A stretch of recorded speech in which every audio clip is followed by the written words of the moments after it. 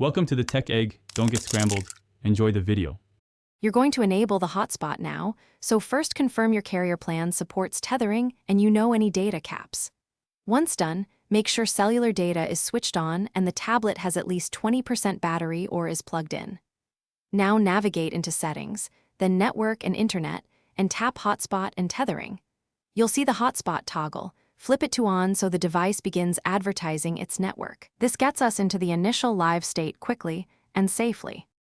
Next, configure the hotspot so others can connect securely.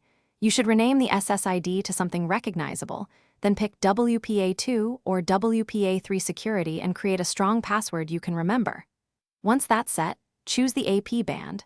Use 4 GHz for range or 5 GHz for speed and lower interference. Also set a sensible limit for max connections to protect performance. When these details are saved, the hotspot is discoverable and ready for devices to now connect your laptop or phone. Open Wi-Fi, pick the SSID you created, enter the password, and confirm you have internet access. While in use, keep an eye on data usage and battery life. Make sure to turn the hotspot off when idle to save both.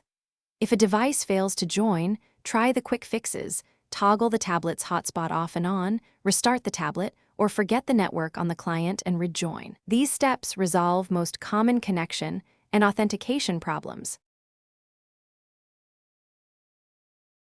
Thanks for watching. Consider subscribing if I helped unscramble your problems.